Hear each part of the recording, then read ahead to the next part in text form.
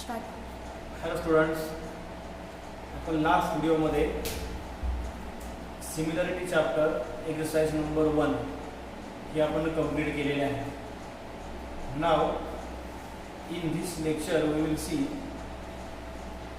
Basic proportionality theorem BPT which is basic proportionality theorem in Marathi प्रमाणाचे मूलभूत प्रमाण.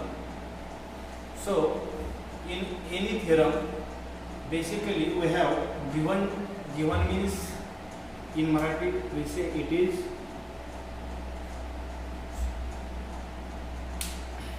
given to prove. These are the two important things. So in BPT, what is the necessary condition? The necessary condition is one line should be parallel to any one side of triangle. That means, see here, suppose this is a triangle, we have to draw a line parallel to any one side. We can draw line parallel to this side, so here, or to this side, or to this side. We can draw line parallel to any one side of the triangle, remember this. So, line parallel to any one side of the triangle, the line should be like this. We should completely specify the line. He line आहे, ही line ह्या साइडला parallel आहे. पण जर आपण फक्त एवढं म्हणलं की line is parallel to any one side of triangle, तर ही लाईन पॅरलल म्हणजे समांतर. आपण इकडेही काढू शकतो, आपण इकडेही काढू शकतो, आपण इकडेही काढू शकतो. म्हणजे जर फक्त आपण one line should be parallel to any one side of triangle असं म्हणलं तर ते सफिशियंट नाहीये. पूर्ण कम्प्लिटली स्पेसिफाय करावं लागेल. कसं स्पेसिफाय करणार आपण? आपल्याला असं म्हणावं लागेल की ही लाईन, एक लाईन ट्रायंगलच्या एका साईडला पॅरलल पाहिजे आणि ती लाईन ट्रायंगलच्या ज्या रिमेनिंग साईड्स आहेत, these are the two remaining sides ना, त्या रिमेनिंग साईडला ती लाईन कट करून गेली पाहिजे. बरं, आता रिमेनिंग साईडला कट करून गेली पाहिजे एवढं सुद्धा सेपरेशन नाही आहे. का? कारण रिमेनिंग साईडला कट करून गेली आपण असं म्हणलं तर ती लाईन ही पण होऊ शकते, एका पॉईंटमधून जाते, ती ह्या साईडला पण कट करते, या साईडला पण कट करते.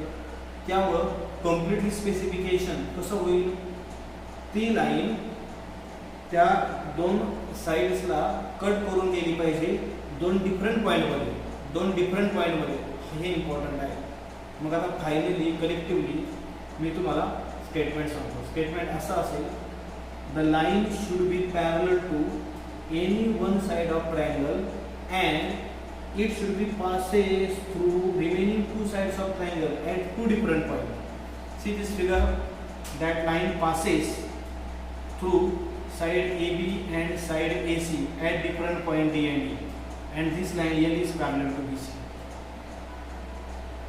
हे सर्व जे आहे म्हणजे मी मराठीत सांगतो, ती रेषा त्रिकोणाच्या एका बाजूला समांतर आहे व उरलेल्या दोन बाजूला दोन वेगवेगळ्या बिंदूमधून कट करून जाते.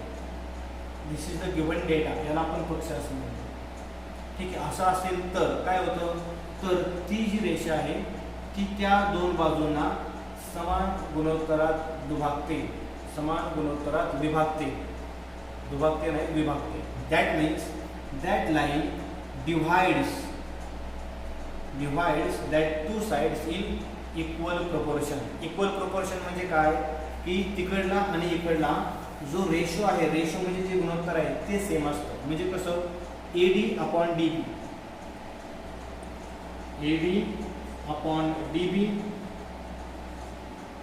equal to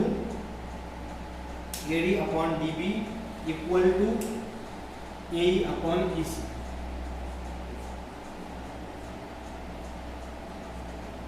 म्हणजे इकडला रेशो आणि इकडला रेशो सेम आहे. असं मिनिंग काय?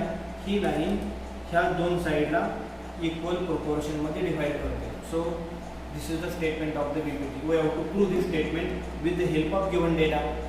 म्हणजे आपल्याला हे स्टेटमेंट काय करायचं? सिद्ध करायचे. ते गिव्हनमध्ये काय गिव्हनमध्ये दिलेलं आहे? गिव्हनमध्ये दिले ही लाईन L ह्या BC ला पॅरलल आहे. L is parallel to BC. L ही BC ला समांतर आहे.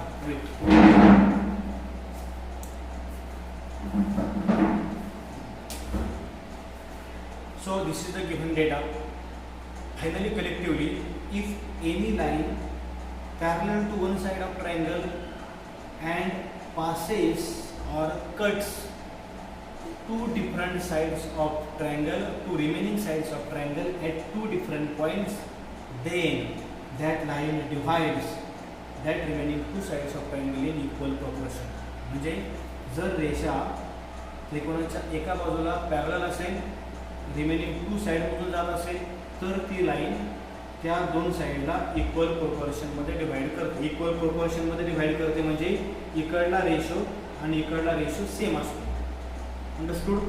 ठीक आहे. तर आता आपण याचा प्रूफ स्टार्ट करणार आहोत. प्रूफ स्टार्ट करताना फर्स्ट एक्सरसाइज आपण जी पाहिलेली आहे, कंप्लीट केलेली आहे. With the help of that first exercise we had seen formula A1 ratio of areas of two similar triangle, ratios of areas of two triangle. So the formula was A1 upon A2 equal to, the formula was B1 into H1 upon B2 into H2. आठवते formula हा B1 H1, B1 and B2 are the basis of two triangle, H1 and H2 are the heights. This was the formula, and in this formula we had three cases. We had seen three cases ना. First case was when bases are equal. जर bases equal असतील तर formula काय बनेल? A1 upon A2 बरोबर H1 upon H2. When heights are equal, then formula becomes A1 upon A2 equal to B1 upon B2. And case number 3 was very important. When bases and heights both are equal, base आणि height म्हणजे पाय आणि उंची तिन्ही पण समान असतील तर तो फॉर्म्युला बनेल A1 इक्वल टू A2 म्हणजे A1 आपण A2 इक्वल टू 1. हे आपलं फर्स्ट एक्सरसाइजमध्ये झालेलं आहे. We have seen this. We have to use this formula. So here to prove this theorem with the help of this formula we can prove this theorem. So to prove this theorem we need to construct something. आपल्याला काहीतरी रचना करावी लागेल. आपण काय करूया, इकडे BE and DC join करा. काय म्हणूया? Join, you can write here join DC and BE हे आपण जॉईन केलं. ठीक आहे. आता एकदम फर्स्ट लेक्चरमध्ये, फर्स्ट व्हिडिओमध्ये मी तुम्हाला सांगितलं होतं ट्रायंगलचा बेस आणि हाईट कशी आयडेंटिफाय करायची. ठीक आहे. जो पार्ट आपल्याला पाहिजे तेवढाच पार्ट मी इथं बोर्डवरती दाखवतो. पहा, suppose the case is like this. In that figure there is A, D, B, C. थोडा वेळ हा पार्ट तुम्ही निग्लेक्ट करा. हा ट्रायंगल घ्या ADC, एक परपेंडिक्युलर ड्रॉ करतो. जर परपेंडिक्युलर ड्रॉ केला तर AD is base and this is the height. AD हा बेस होईल आणि ही हाईट होईल ना, त्याला मी H म्हणतो. ठीक आहे. आता हे पुढे मी जे एक्सटेंड केलं होतं, हा जो इकडला ट्रायंगल आहे हा obtuse angle triangle. Obtuse angle triangle म्हणजे विशाल कोन त्रिकोण आहे. ह्या विशाल कोन त्रिकोणामध्ये हा विशाल कोन त्रिकोण मी ही साईड एक्सटेंड करतो आणि एक परपेंडिक्युलर ड्रॉ करतो. तोच परपेंडिक्युलर H आहे. म्हणजे आता ह्या ट्रायंगलचा जो बेस आहे तो बेस आहे BD आणि ही त्याची हाईट आहे H. म्हणजे जर तुम्ही हे दोन ट्रायंगल पाहिले ADC आणि BDC तर ह्या दोन ट्रायंगलची हाईट सेम आहे. Height of this two triangles is same, common height. So we have formula A1 upon A2 equal to B1 upon B2, right? So we can write here for triangle A there is no need to draw this. हे तुम्हाला H हा draw करायची गरज नाही. तुम्हाला समजण्यासाठी मी separate इकडे diagram काढून दाखवतो. तुम्हाला आणखी जर कळत नसेल तर मी सेपरेटली आणखी बाजूला डायग्राम काढून दाखवतो. हे पहा, हा तुमचा तो ट्रायंगल, हा पहिला, हा ॲक्यूट अँगल ट्रायंगल आहे. त्याला नाव देतो मी ADC. सांगा ह्या ट्रायंगलमध्ये बेस कुठला आणि हाईट कुठला मी तुम्हाला फर्स्ट लेक्चरमध्ये सांगितले. जोपर्यंत आपण त्या ट्रायंगलमध्ये अल्टिट्यूड मीन्स शिरोलंब काढत नाही तोपर्यंत कुणालाही बेस आणि हाईट म्हणता येत नाही. For the given problem to solve this draw perpendicular points. सो हा ह्याला काहीतरी नाव द्या X. CX is the height, AD is the base. म्हणजे ह्या ट्रायंगलचा AD हा बेस आणि हे CX आहे. हे कळते. आता पुढे बघा, हा जो ट्रायंगल आहे हा ट्रायंगल इकडे परत ड्रॉ केला. हा ऍक्च्युली CX आहे. परत एकदा तसंच, हा झाला बेस आणि ही झाली हाईट. हा obtuse angle triangle. So finally collectively we can say, we can write here area of triangle. कुठला ट्रायंगल घेता तुम्ही? हा ट्रायंगल घ्या. त्याचं नाव आहे ADE अपॉन हा ट्रायंगल कोणता आहे? Area of triangle BDE equal to काय सांगितलं आता? A1 upon A2 equal to B1 upon B2.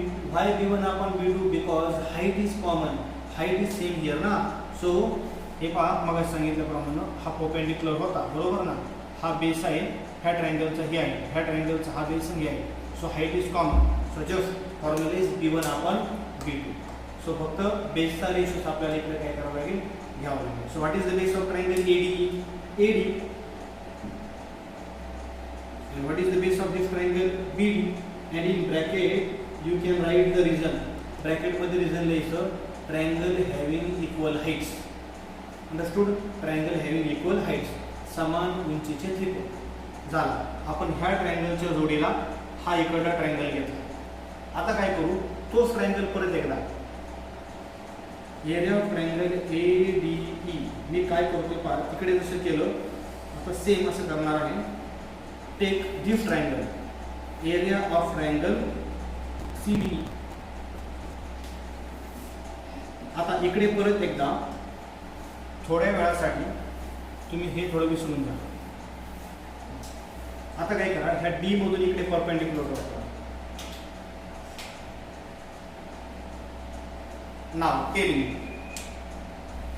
ADE. त्याचा बेस कोणता असेल? AE बेस आणि दिस इज द हाईट. कारण की परपेंडिक्युलर इकडे ड्रॉ केला ना. So AE is the base and this is the height. हा triangle CDE which is the base, again EC is the base and this is the height. म्हणजे हा triangle आणि हा ट्रायंगल परत एकदा ह्या दोन ट्रायंगलची हाईट सेम आहे. हाईट सेम आहे म्हणून आपण इथं असं म्हणूया की ratio, what is their base of this triangle is AE and base of this triangle is EC. Again the reason is same, triangle having equal heights. तुम्हाला समजतंय? तिकडे आणि इकडे आपण कोणती केस अप्लाय केली? आपण केस अप्लाय केली A1 upon A2 is equal to B1 upon B2 because the reason is two triangles having equal height. Understood? Now what was the case number 3? The case number 3 was when two triangles having equal bases and height, then we have directly formula A1 equal to A2. Case number 3, जर त्या दोन ट्रायंगलचे base आणि height म्हणजे पाय आणि उंची same असतील तर त्याचा कोणता एरिया सेम असतो, बरोबर. आता इकडे पहा, इकडे इक्वेशन नंबर 1, इक्वेशन नंबर 2 हे दोन इक्वेशन्स आहेत. ह्यामध्ये ADE कॉमन. नाव BD आणि CD ह्याबद्दल विचार करा. BDE and CD. Where is the BD? This is the BD and this is the CD. Okay. Now आपण पाठीमागे पाहिलं होतं when two lines are parallel. जर दोन लाईन जर पॅरलल म्हणजे समांतर असतील तर त्यांच्यामधलं परपेंडिक्युलर डिस्टन्स, लंबांतर हे नेहमी सेम असते. आता इकडे पहा, DE is parallel to BC.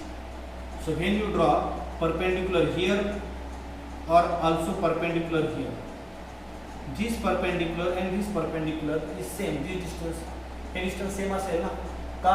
कारण L and BC पॅरलल आहे. इकडे पहा, ही एक लाईन आहे, ही एक लाईन आहे. ह्या दोन लाईन जर पॅरलल असतील तर इकडलं डिस्टन्स हे परपेंडिक्युलर डिस्टन्स, हे डिस्टन्स एक्झॅक्टली सेम असेल. Distance between two parallel line, perpendicular distance between two parallel line is always constant ना. म्हणजे आता ट्रायंगल BDE